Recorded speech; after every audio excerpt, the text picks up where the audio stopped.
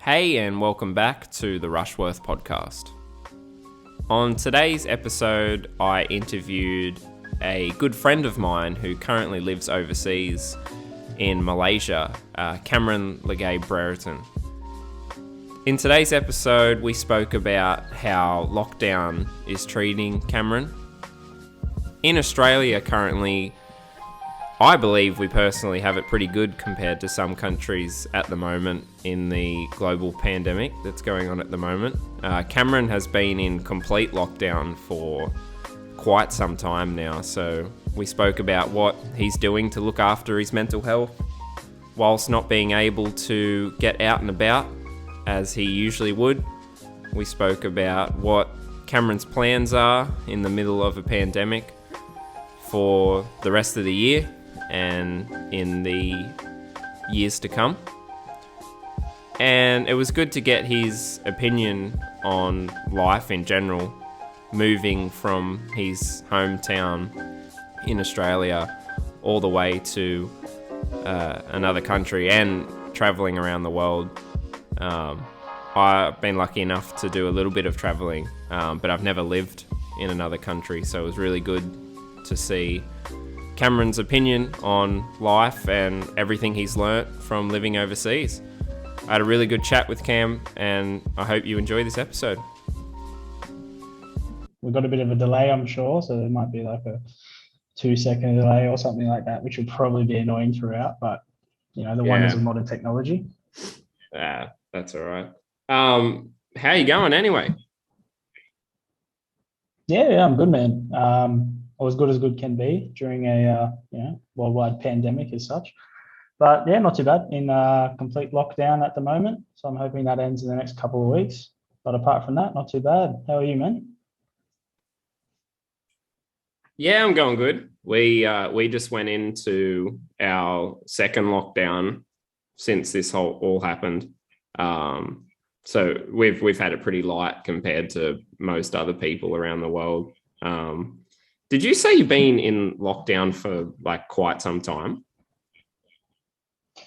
Yeah, so obviously when it started in 2020, Malaysia actually was doing quite well until we had a few major outbursts and then, outbreaks.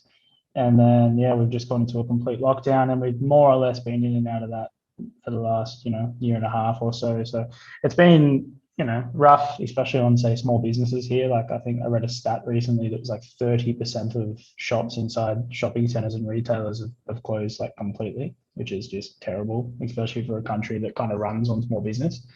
But yeah, everyone's just doing what they can do to, survive, I guess. Yeah, that's pretty crazy. What have you been doing to look after yourself if you've been in such a long period of a lockdown? Yeah, good question, man. I think in line with the theme of your podcast and regarding that mental health and stuff, I'll touch on that first. So I try and keep sort of regular contact with some friends and stuff like that. I've got a pretty good group of mates here, and obviously my fiancée Lana, who I live with here. We communicate throughout the day and sort of get more or less a routine in order where it's, we break up the day a bit, break up the meals and all that sort of stuff. So it kind of isn't just one big stretch of nothing. But, trying to do some online work, all that sort of stuff, doing some study, things like that.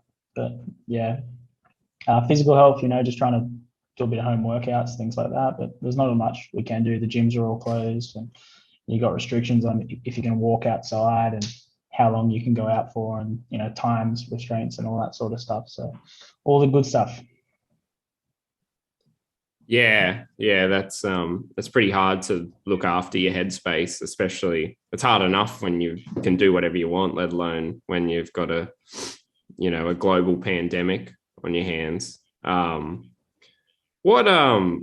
You've been over living in Malaysia for a little bit now. What made you initially want to live overseas? Obviously, you grew up in Australia. What made you, because you've been overseas for quite some time now, talk me through what made you want to, venture overseas? How long have we got on the podcast for, man? No, good question, dude. To be honest, I think yeah, bit over 4 years in the country, yeah, 4 or 5 years. But it wasn't always like that, as you said. I grew up back home. We went to school together. Couple of little cobras running around at Tunkwong and Oval. But yeah, no. To be honest, man, I was just going through quite a lot of personal stuff in my life, and I wouldn't dive too deep into it, but I got to a point where my headspace wasn't the best back home. I looked at sort of who I was around and even what I was doing, and just sort of felt trapped in a way. I think a lot of people sort of feel that, you get stuck in that rut of knowing the same people, getting in that routine of you don't really have control over what you're going to do and where you're going to be. So, a lot of people, they finish school, they'll go into university, but they won't ever really question, okay, do I want to do this? What do I want to do? So I found myself doing that, going into uni. I studied a degree that I thought that I would like to do. I was at the time playing football, but I just sort of lost enjoyment. As I said, went through a few personal things, went through like a breakup and all that sort of stuff, and that stuff mentally affected me quite heavily. And then I just made a lot of bad decisions, did a lot of bad things, and I kind of just got to a point where I was like, I need to change this, and this is not what I want to be, where I want to be, who I want to be. And I sort of just found an opportunity and just sort of went, what if I don't do this? I'm not going to do it. And look back now, I don't regret it. Yeah, yeah, that's fair. A lot of decisions we kind of make stem from stuff we've gone through. Well, you can you either go good or bad with that stuff. Like, that's good that you've made that life decision to go, okay, I'm down in a rut. I'm going to move, out of the country, and I'm going to go. It's almost like a fresh start, I guess. Yeah, definitely, man. That's a great way to put it. Like, I think a real refreshing thing also is like, I've listened, as I said to you before we started recording, like I've heard, I think, yeah, 5, maybe 6 of your episodes now, like most recently the one with Jai. And, it's just good to hear like different people's perspective on their sort of journey, quote unquote, and just sort of their struggles, what they go through, and kind of just be like, everyone kind of goes through something like that, and everyone will act differently and everyone reacts differently. And, and it's, yeah, it's interesting, man. As you said, life's a pretty interesting thing. Yeah, yeah, for sure, man. Everyone's going through something as well. Like, even the people that you don't think are going through something, everyone's got something going on. Some more so than others, and some people can handle, more stress than others as well. Um, what's traveling the world taught you so far? Like, what's the main sort of lessons you've learnt from traveling around and, living in another country? Look, I think you really just touched on it like really, really well. Just then, like as you said, you meet people, and no matter what, is that a gin and tonic I see, mate? Nah, there's a soda water and a lemon. Yeah, sure it is, mate. No, but yeah, as I said, you touched on it really well. Like you spend time with people, and the more and more time you spend with people, the more and more you realize that everyone kind of goes through the same sort of stuff in one way or another.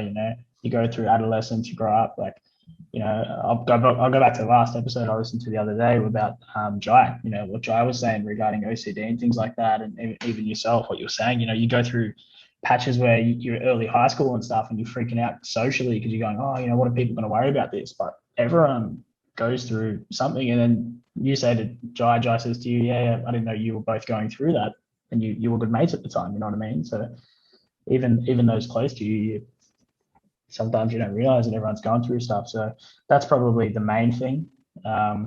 Whilst being over here, that all over the place, that I've kind of realized, and that some people are running from things, some people are running to things. That's kind of probably the best way to put it. Yeah, for sure. It's kind of nice knowing that, when I say nice, I mean, like, if someone else is going through something, like, it's almost like there's a way that you can interact with them, like It's like a mutual like common thing you both have. yeah, like it makes you feel better knowing that other people are going through other stuff, whether it be similar to what you're going through or completely different. It's nice knowing that you're not the only one that's going through it.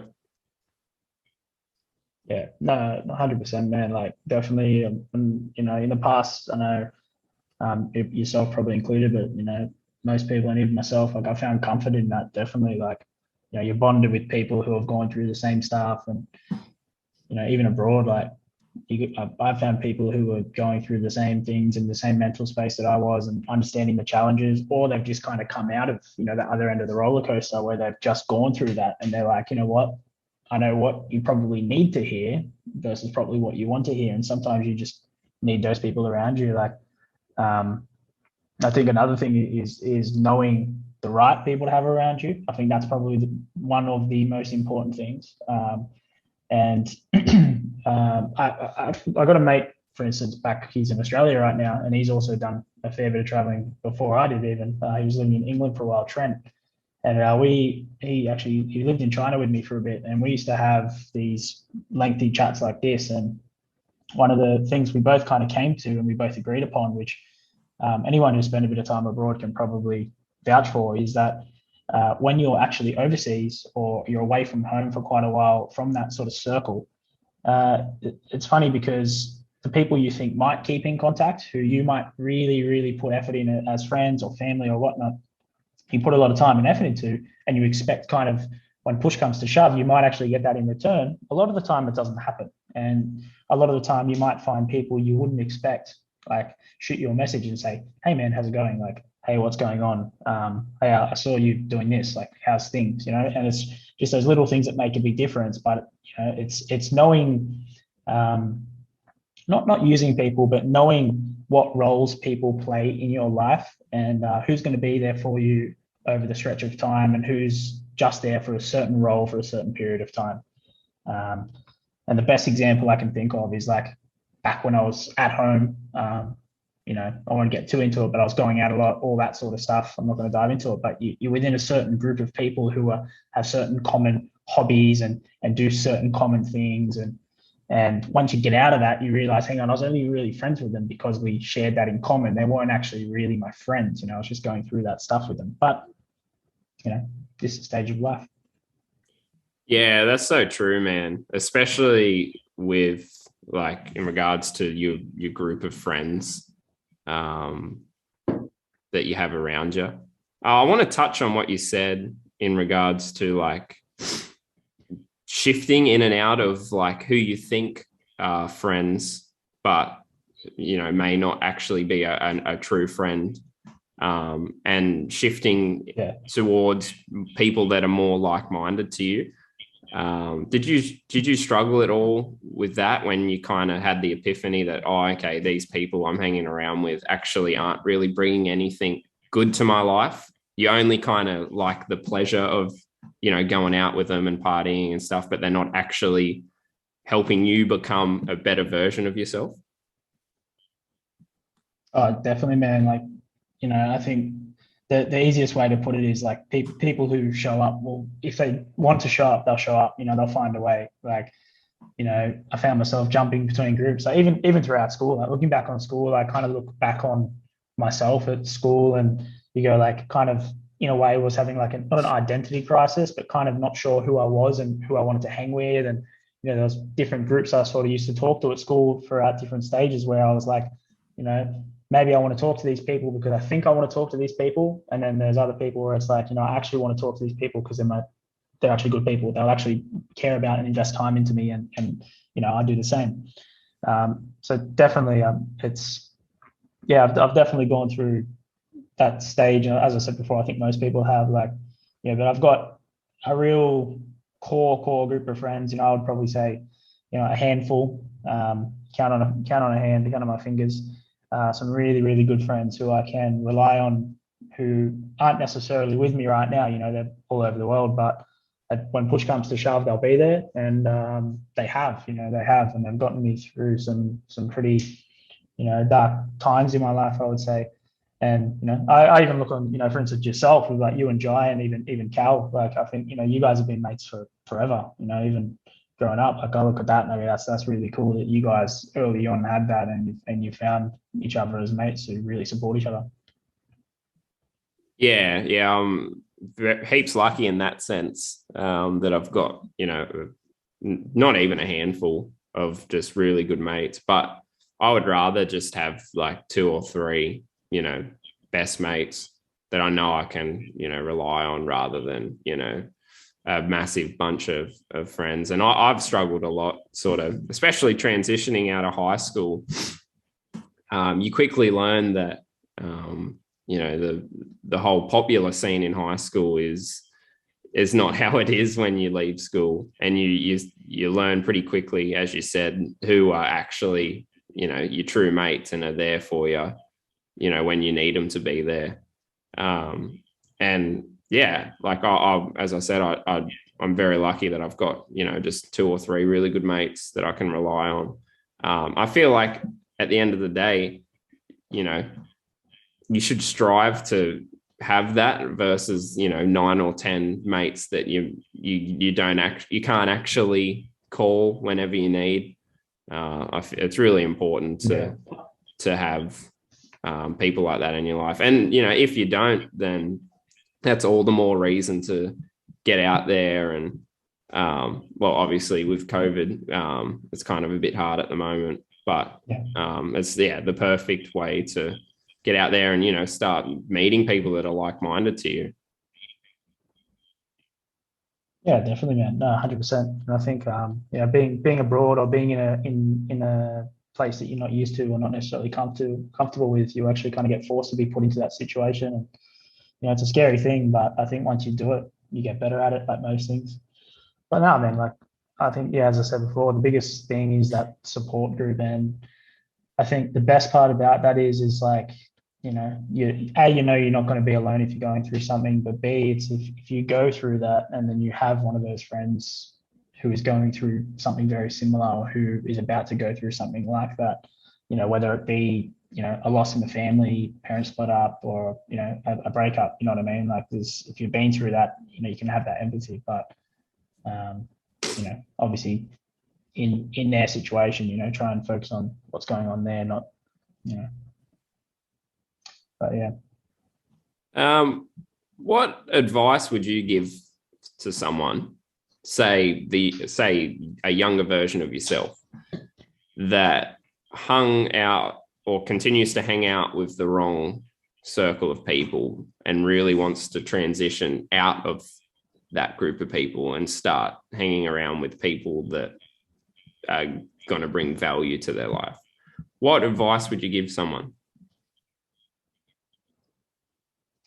Oh, I think, to be honest, man, like, advice is one of those funny things where it's like, you can always tell people not to do something, or you can tell them something, but until they do it and make the mistake, then they're not going to do it. So I think the biggest thing is to just trust the process, and think with your head. Always be thinking about the situation and the consequences, but trust the process. If there's 9 times out of the 10, like in social situations, you do something risky, and you get in trouble for it.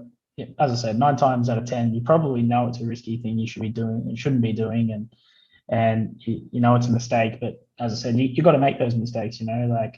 I just hope to those people, whoever's listening, if they're going through that process, they have those people around them, or they're strong enough in themselves to sort of pull themselves back up. Like a personal example is, like, when I was a bit younger, I've got a very, very good relationship, like with my family in particular, for instance, my dad, but we went through a couple of years there where we really weren't, I'll say chalk and cheese, for instance. And, I got a bit of time out of home, put it that way. And I needed that because it was important that there was a boundary. There was, a line drawn where it was like, this behavior is not okay. Like, this isn't okay. And for me, it was kind of me being like, self-loathing, like, oh, F this and F that and F you guys. But at the end of the day, I was being irresponsible, reckless. and sort of disrespectful to my family and my environment. And I think you need to surround yourself with people who are okay with saying, hey, look, this is enough, and you need to really pull your head in and will actually act on it, not just support it, like. So I think that's probably the big thing. Trust the process and try and put yourself around people who are firm but give a shit about you.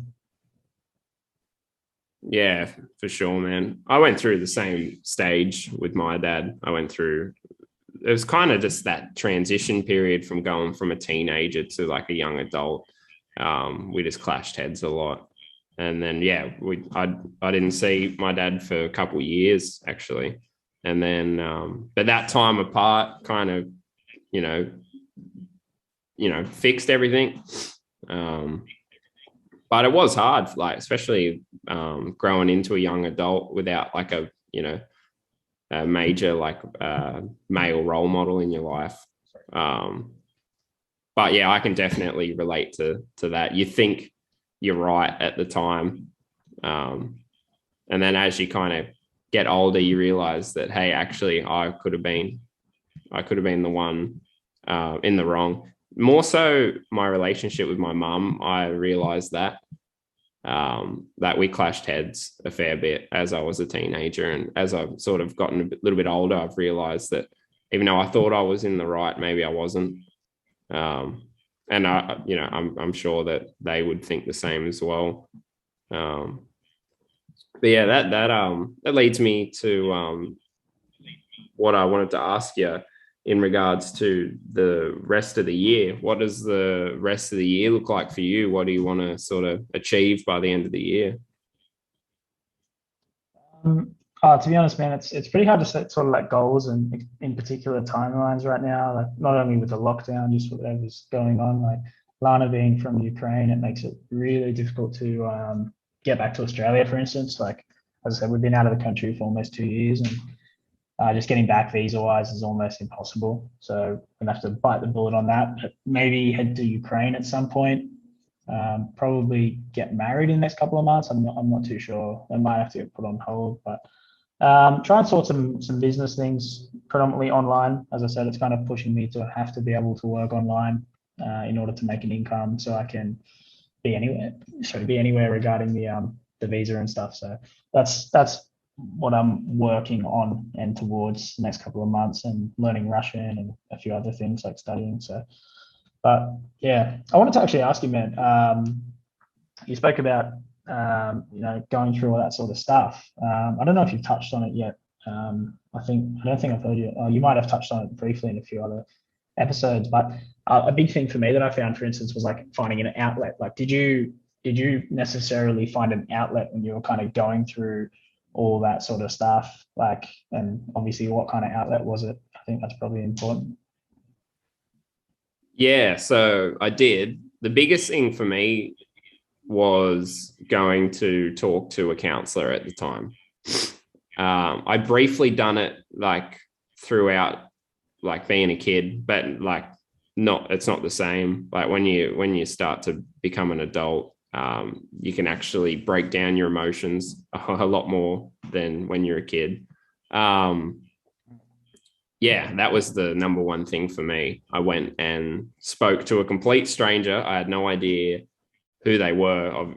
Obviously, most people don't know who their counselor is or psychologist or whatever. And told them exactly what was going on in my head, the situation.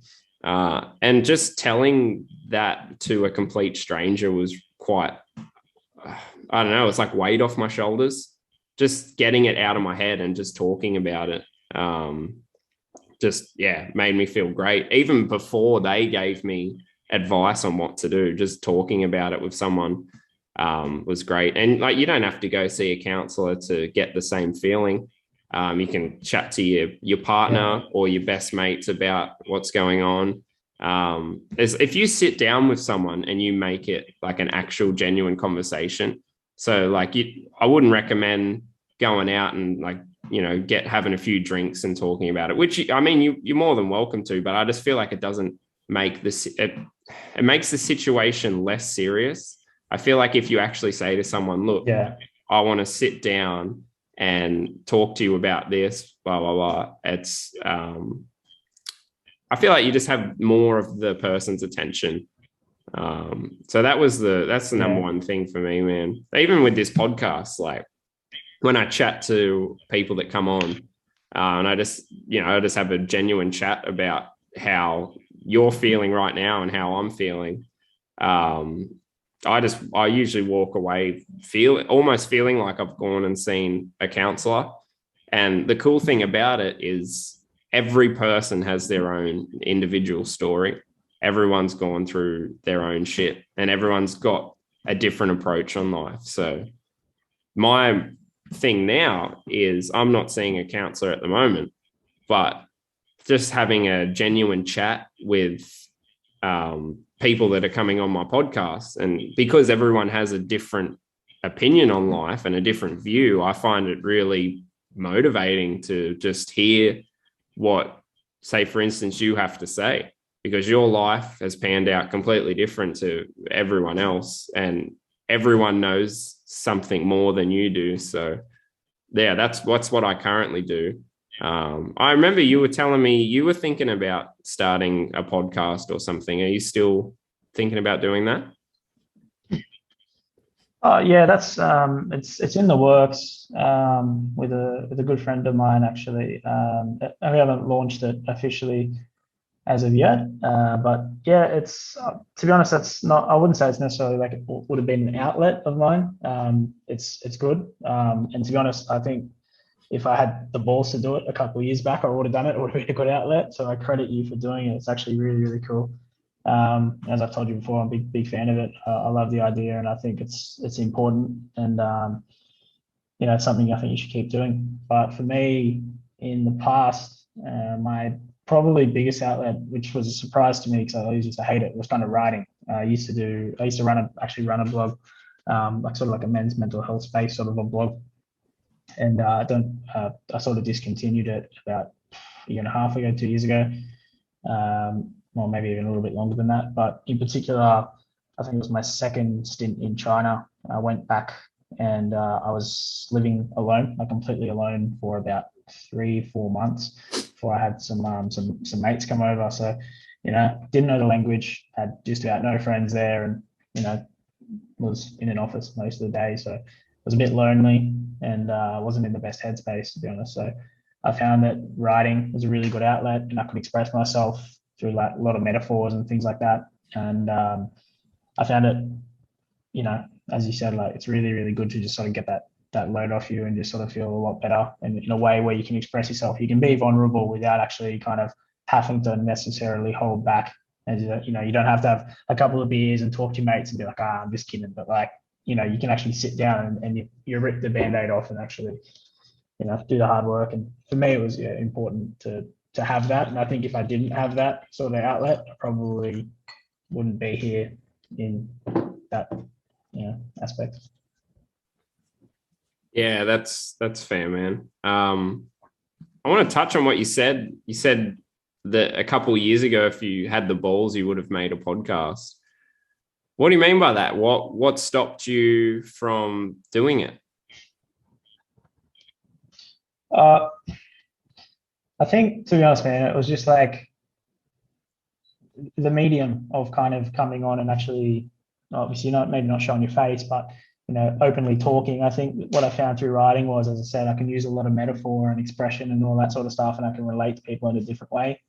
I found it very difficult to, and it's not like I wouldn't say it's like a masculinity thing, you know what I mean? Like I'm not too proud to come out and say something to my mates like, hey, but I think I wasn't in a position mentally where I wanted to go there and sort of come out openly and discuss this sort of stuff. And, especially some of the decisions I've made, I'm a bit ashamed of and all that sort of stuff. So I think if you open the door to that when you're not mentally ready to take the consequences for what happens. So I think for me at that point, I just wasn't ready and, not maybe as self-confident to do it. Probably the best way to explain it. But as I said, man, you've done it, and I really like the idea and what you're doing. I think it's really good and important. Yeah, no, that's fair, man. And even when I thought about making this, there was like a million doubts in my head. Will, the typical, will people like it? Will anyone get anything out of it? What will this person think of me? Blah, blah, blah. And then at the end of the day, like when I actually thought about it, I was just like, who cares? Just do it. I get something out of it. I really enjoy doing it. I'd like to hope that the people that come on get something out of it. And like my goal was if one person can listen to this and just get one good thing out of it, then, it's worth my time.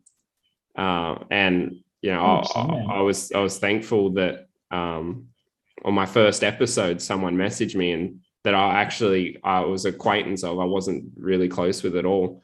And they said they listened to it and they really enjoyed it. And I was like, look, that's it. That's all I need. That's the only reason I want to do this, like I don't know. I'm sort of learning as I'm getting a little older that,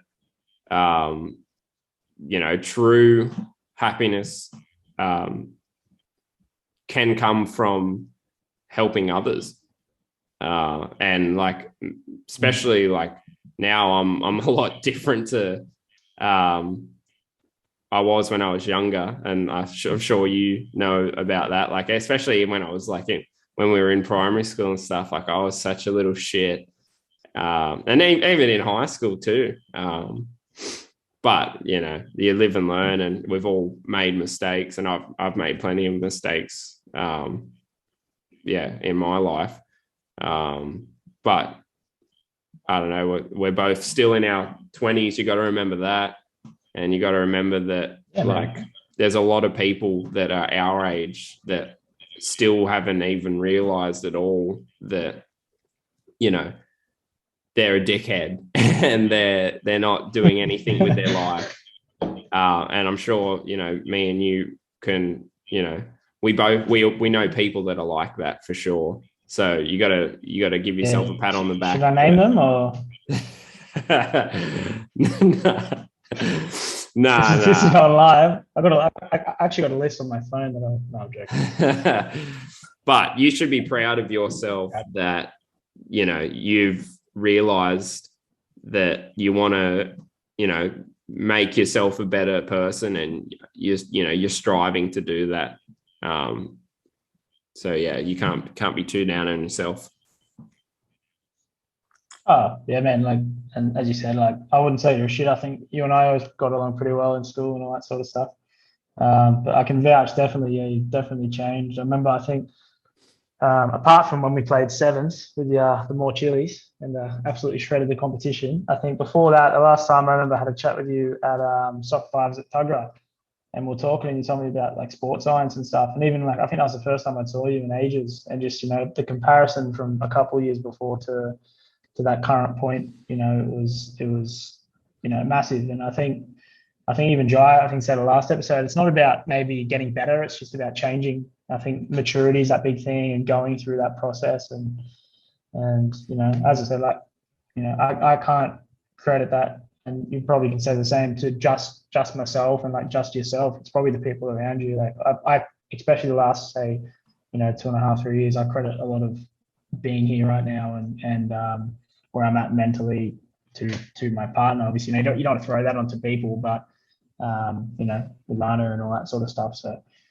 that's just, you go through it. But yeah, back to the podcast, man. I wanted to ask you, so would you say in the like, what was your actual goal for it in the beginning? Like, what was your drive to say, yeah, I really want to start this?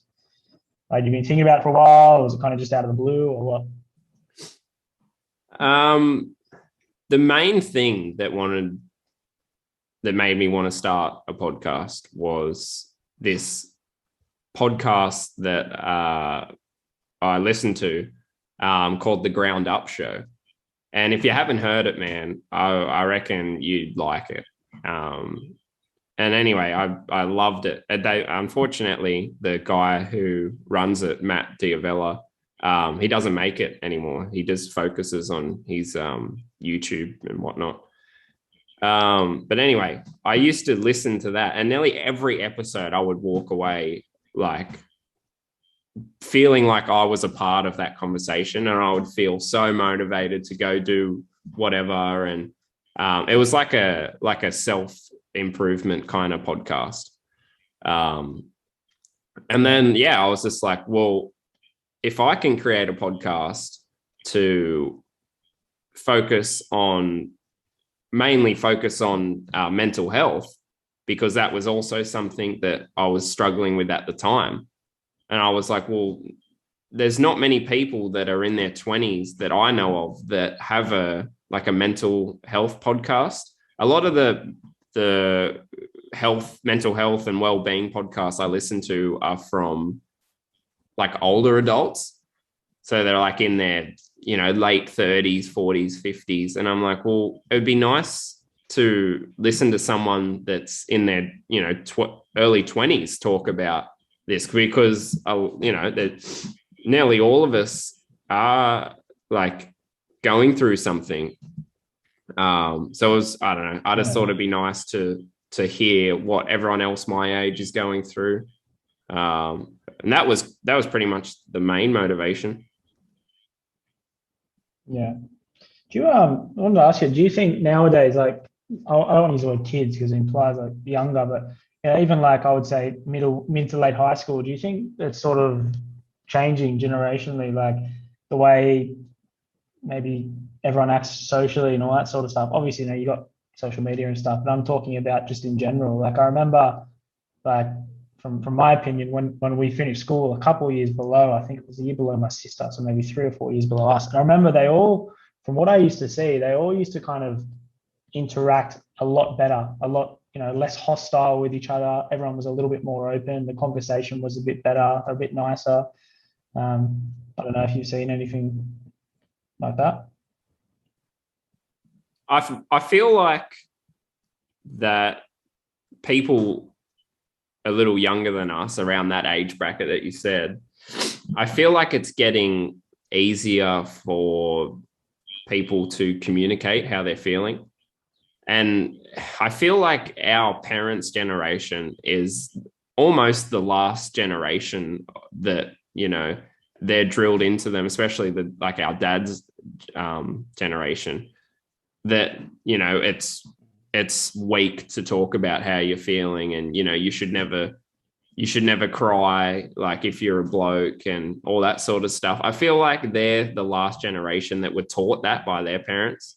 Like, say me and you, like if we're parents, when we're older, like we're definitely not gonna, well, I don't know about you, but I'm not gonna teach my kid, I'm not gonna tell my kids that they can't cry, and I want them to be able to speak about anything, So I feel like that I don't know, I feel like that is definitely a reason why people that are a little bit younger than us can talk a bit more openly about how they're feeling.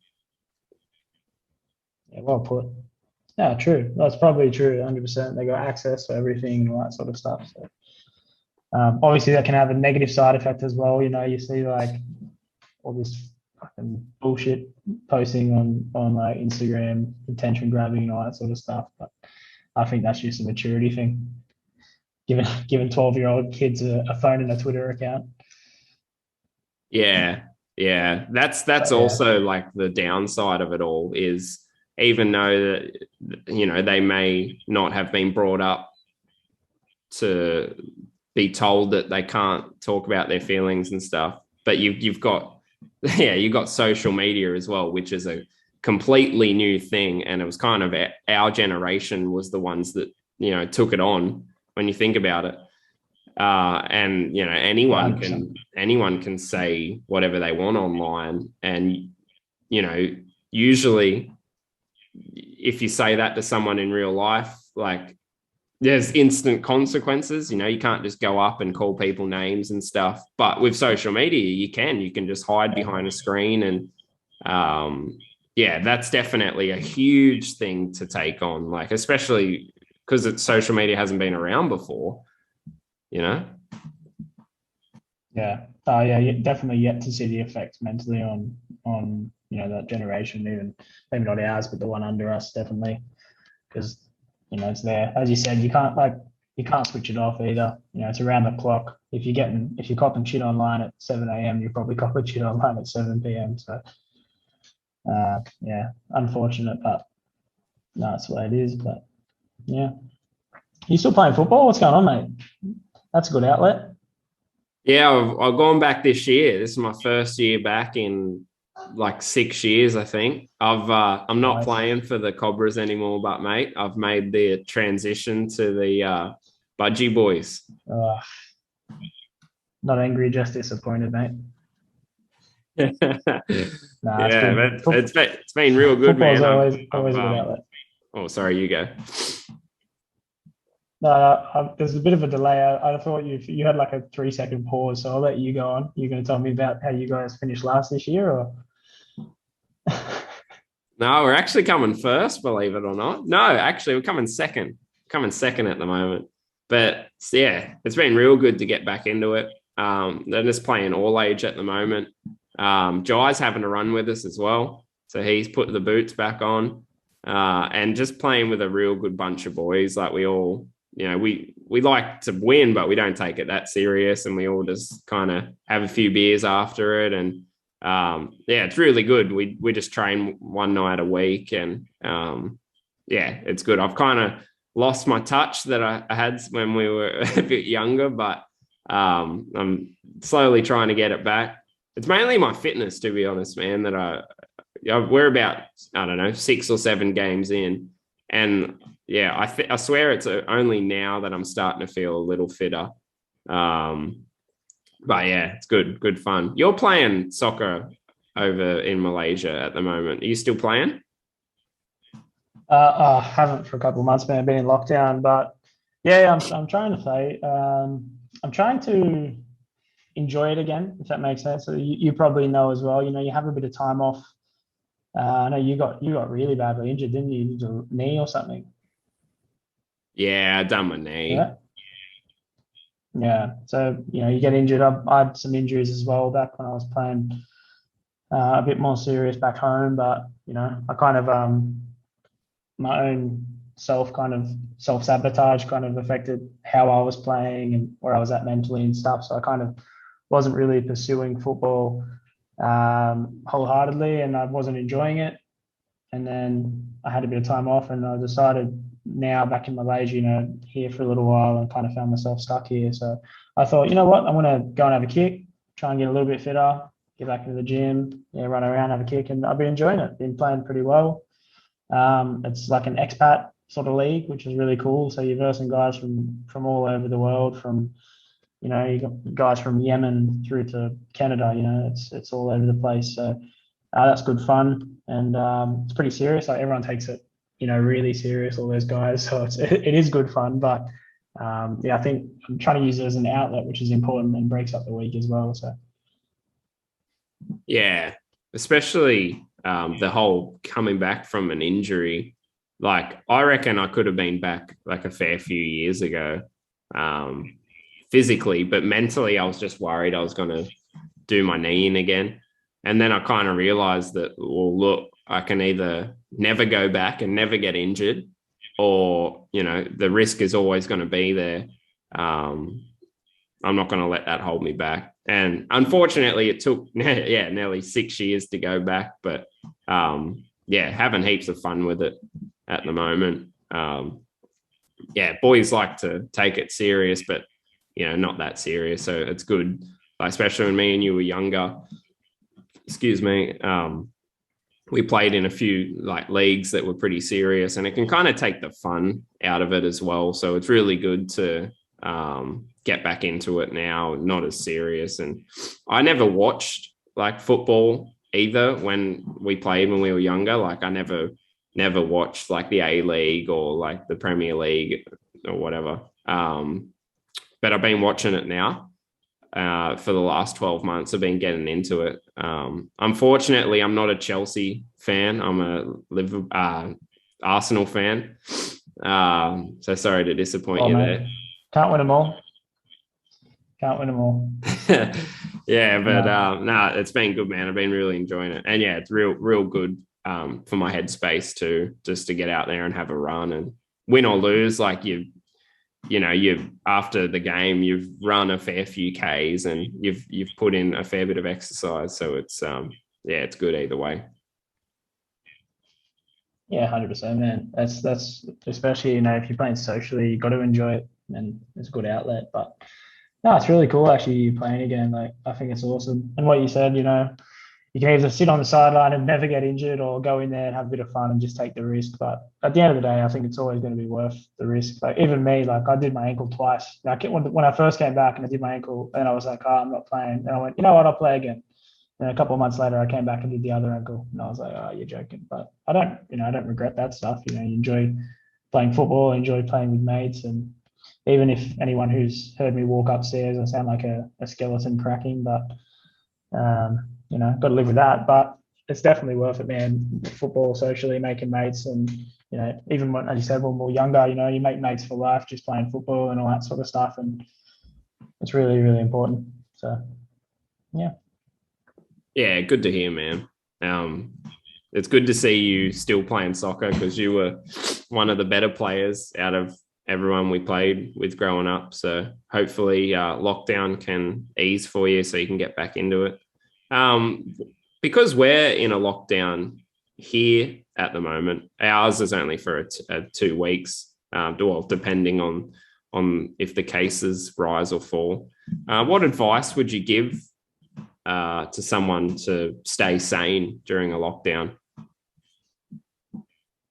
Oh, I think I touched on it before when you asked me what I'm doing. I think definitely you need to find some sort of, good way to put it, sane routine where you can be consistent with it and it's not going to drive you nuts. Like, I think a big thing is to not waste the time. In particular, like, a lot of things that I realized touching on being abroad and all that sort of stuff is the skills that you don't care about, but in reality you should care about. Like learning a language or upskilling, or just reading something useful, rather than just wasting a bunch of time if you're scrolling through the feed. Now, I'll be the first to put my hand up and say I spent a lot of time. I know you were talking a while back about putting your phone down and stuff. I spent a lot of time scrolling through shit on my, whether it's Instagram feed or Facebook or whatnot. Obviously, with my job, I'm a marketer. I've got a marketing background, so I kind of need to be in the loop with that stuff. But I spent a lot of time wasting time. But in saying that, I started learning Russian about 6 to 8 months ago.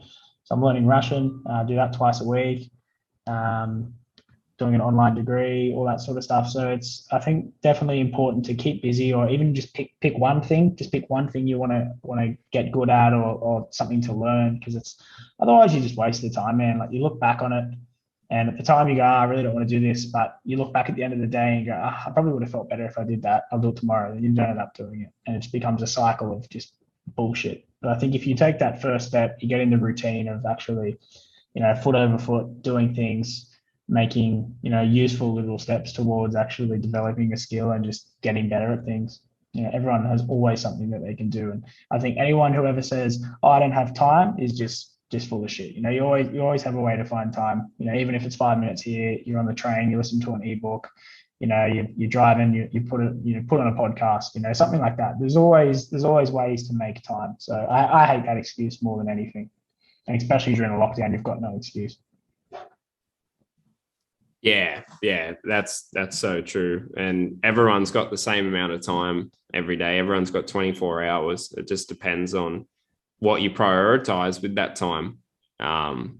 Especially like in the fitness industry, when I just recently finished my sports science degree, and one thing that, like, I don't even know if I've learned this from the degree. Like, it's pretty basic, but the amount of excuses people will make to not look after their body physically or mentally as well, but especially physically, is just crazy, man.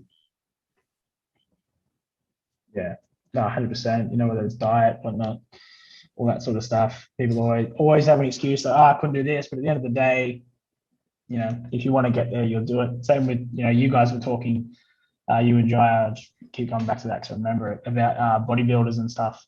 People give a lot of shit to people who work hard on their body and train and stuff like that. And like, I could do it. But at the end of the day, anyone could do it. You just don't take the time to do it. And it's that discipline day after day, small little things throughout the day, small little changes that make the difference at the end of the day. And a lot of people just don't want to make them. And then when they're not happy at the end of things, they go, oh, well, it's someone else's fault. It's never, accepting responsibility. There's no accountability. And I think that's kind of a big thing as well with your mental health as well. There's no accountability towards stuff.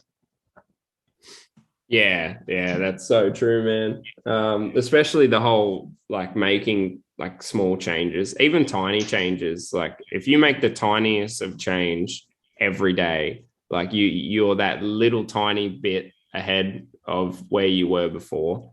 And like a lot of people get these epiphanies and they're like, oh, I've got to eat better or get fitter, or I've got to start making more money, or I want to start a career or start reading or whatever. And they kind of like, they go, okay, I'm going to read for 2 hours a day every day. And like, it's not sustainable. Like you got to make, like, you literally got to go, I'm going to read up 2 pages a day. I'm going to read a page a day. And you got to work from there. I'm just going to read anything. Literally. And those tiny changes, man, with anything, whatever you want to do in life, you just got to start small. Like even with this podcast, like I've been doing it for a little bit now. And it's kind of only now that I'm starting to realize that this is worth putting my time in. And that means that I don't want to just do it when I want to do it. There might be times where I may not feel like doing it, but I know that it's going to benefit me having a chat with someone. So now I'm starting to realize, I think I'm doing about an episode a month at the moment. So I'd like to do 2 episodes a month.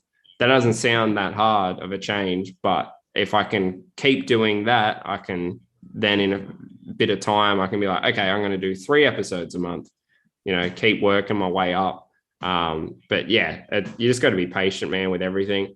So many people get the whole like, I want to better my life bug, and then they expect everything to just happen straight away or happen in like a year or 2, when realistically, like we're only in our 20s. Like you've got, another 80 years left to live, if not more. Like you just got to be patient with all this stuff.